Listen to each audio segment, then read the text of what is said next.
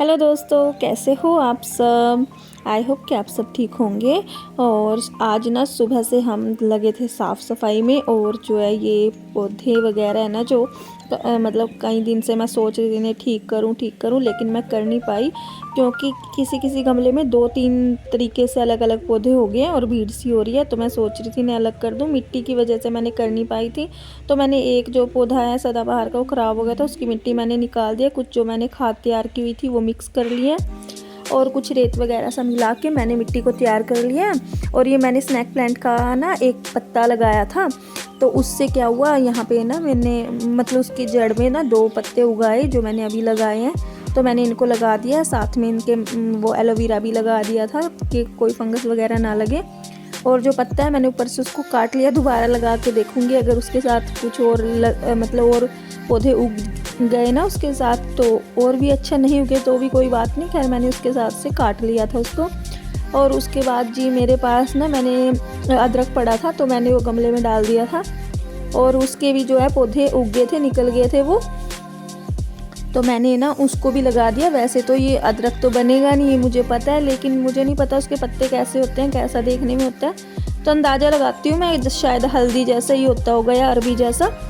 तो जी चलो मैंने लगा तो दिया है, देखेंगे अगर, क्योंकि अदरक वगैरह तो नहीं आएगा पर हाँ सुंदरता तो होगी और खुशबू भी आएगी अच्छी अदरक वाली। तो इस वजह से मैंने लगा ही दिया, देखते हैं होता है या नहीं। पर मैंने अभी अपनी कार्रवाई तो कर ही दी है। इसके साथ ही मैंने ना जिस गमले से इन दोनों पौधों को लगाया निकाला है ना, वहाँ पे बच्चों ने ना वो लीची के बीज होते हैं ना वो डाल दिए थे। और लीची का पौधा भी उगने वाला था, मतलब उसकी जड़ भी काफ़ी नीचे तक गई हुई थी, लेकिन मैंने ध्यान नहीं दिया, वो कट गई। तो फिर मैंने निकाली और काफ़ी लंबी मैंने शायद दिखाई हुई थी, लेकिन शायद मिस हो गई हो मेरे से। और जो मैंने पहले अरबी लगाई हुई थी इस गमले में, उसमें से एक अरबी निकली है नीचे से, काफ़ी नीचे से, और भी ज़्यादा नीचे तक मैंने खोदा नहीं है। तो काफ़ी छुपी हुई चीज़ें मतलब निकली हैं आज। और ये था जो पत्थर चट का पौधा बड़ा हो गया था, काफ़ी फैल गया था, मैंने उसको भी हटा दिया था। और जो उसके नीचे छोटे निकले हुए थे वो लगा दिए थे इस रेड वाले गमले में। और जो मेरे पास थी काला बांसा उसको मैंने काट दिया, काफ़ी लंबा हो रहा था वो। और ये जेड प्लांट होता है ना, उसकी फैमिली से ही एक प्लांट होता है उसी की तरीके का। तो इसको मैंने दूसरे गमले में लाके लगाया था, तो वहाँ पर जड़ तो पकड़ ली थी इसने, लेकिन ना क्या है कि उस गमले से मेरे को निकालना था और मेरे पास ये क्योंकि फैलने से वाला है तो इस टाइप का कुछ था नहीं है। और मैंने ज़्यादा कोशिश भी नहीं की कि मैं निकाल के लाऊं कुछ। तो फिर मैंने क्या किया, बास्केट सी रखी थी, इसी को पन्नी लगा के इसमें लगा दिया कि जड़ पकड़ लेगा, तो ऐसे ही उठा के इसको दूसरी चीज़ में रख दूँगी। और जो बड़े बड़े मतलब मेरे पास हो गए थे ना एलोवेरा, वो मैंने निकाल दिए, छोटे रख लिए हैं। और ये जो मैंने काले बांसे के मतलब ऊपर से टहनियाँ काटी थी ना, उसके पत्ते मैंने निकाल लिए और उनको मैं सुखा के रख लूँगी। और देखो फाइनल लुक ये है, सारी साफ़ सफाई हो गई है। ये नया अभी जो है ना शाम हो गई थी, फिर बच्चे कह रहे थे कुछ मीठा बनाने के लिए, तो मैं बनाने लगी हूँ दही वाले गुलगुले, यानी कि जिनको पूड़े भी कहते हैं। और इसी तरीके से हम मालपुए भी बना सकते हैं। एक कटोरी मैंने लिया था आटा गेहूं का, और ये मैंने 3 चम्मच ले लिए हैं सूजी के। मेरा चम्मच थोड़ा बड़ा है तो इसलिए फिर मैंने अंदाज़ा लगा 3। वैसे तो जितना आटा है उससे 4th पार्ट मतलब 1/4 वो लेना है, सूजी लेना है। फिर 1 चम्मच मैंने इसमें डाल दिया था बेसन का, 1-2 चम्मच भी डाल सकते हैं, अपनी इच्छा है वो तो ठीक है जी। उसके बाद फिर मैंने ना चीनी, जितना आटा लिया है उतनी ही चीनी ले लिया, 1 कटोरी मैंने चीनी ली है। और चीनी को क्या है हम इसके अंदर डालेंगे मतलब मीठे के लिए।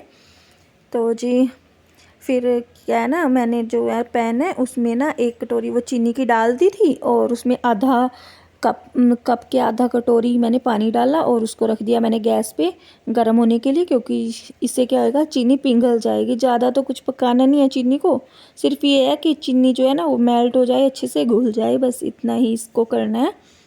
और इसमें जो मैंने वो बनाया था ना ये सामान डाला है, तो इसके अंदर हम ना दही भी डलेगी, तो आधा कटोरी पौना कटोरी दही ले सकते हैं, इसके लिए मैंने ले लिया है। और ये काफ़ी अच्छी रेसिपी बनती है। अभी चीनी पिघलने लग रही है, चीनी पिघल जाएगी तो मैं इसके अंदर डाल दूँगी। और क्या है ना, ये जो पूड़े हैं ना मैं बना रही हूँ, मालपूड़े भी इसी तरीके से बनते हैं। और ना मालपुए तो नहीं, पैनकेक वगैरह के लिए ना इसको पैन पे फैला दो तो इसी तरीके के बैटर में बन जाता है। नहीं तो इसकी जगह मलाई वगैरह भी डाल सकते हैं, दूध डाल सकते हैं।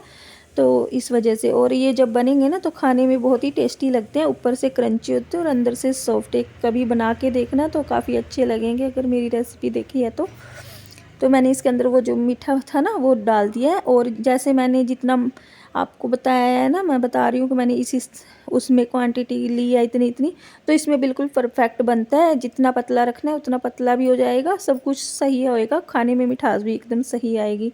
और ये पतला इतना रखना है कि आपके हाथ में आ जाए, मतलब मैंने इतना ही लिया है कि बस हाथ में आ रहा था। ये ज़्यादा गाढ़ा नहीं लेना है, मतलब पतला भी नहीं लेना कि हाथ में ही ना आए, तो इस तरीके से ले लेना है। और मैंने सौंफ डालना भूल गई थी, उसके बाद मैंने इसके अंदर डाल दिया सौंफ हाथों से क्रश करके, क्यों इससे फ्लेवर थोड़ा उभर जाता है।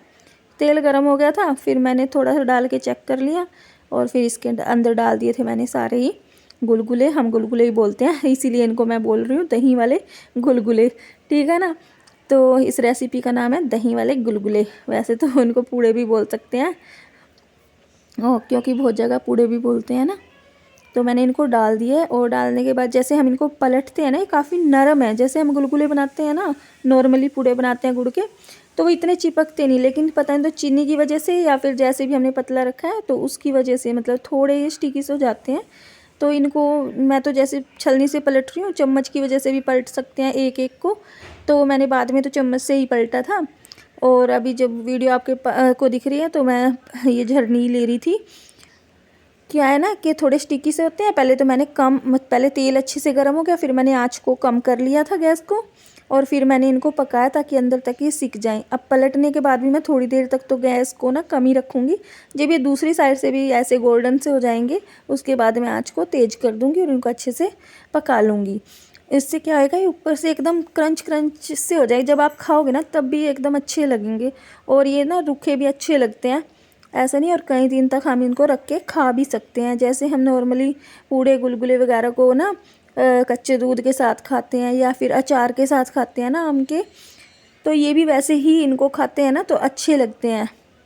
क्योंकि मेरे हस्बैंड है, मेरे मतलब फैमिली है जो ससुराल वाली, उसमें मेरी सास भी और मेरे हस्बैंड भी ना तो अचार के साथ ही इसको खाते हैं। बहुत से घरों में खाते होंगे, पर मैं अपने घर की बात बता रही हूँ।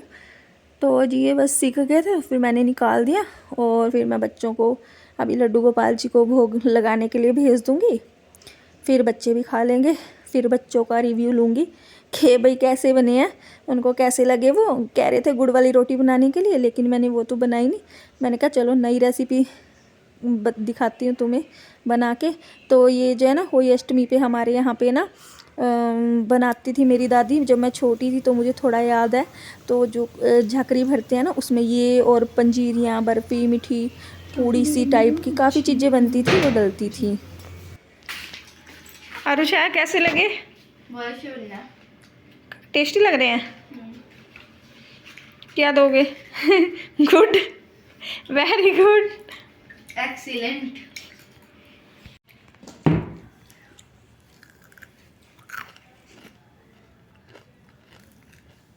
गरम और भी टेस्टी लग रहा है, तो थोड़ा सा दांतों में एकदम। तो फ्रेंड्स काफ़ी अच्छे बने हैं। अब मैं बनाऊंगी रात का खाना। बच्चे शाम से कहते मीठा बनाने के लिए, तो मैं बना के दे दिया। अब मैं रात का खाना बनाऊंगी। और बस आज का व्लॉग इतना ही। मिलते हैं आपको नेक्स्ट व्लॉग में, तब तक के लिए बाय।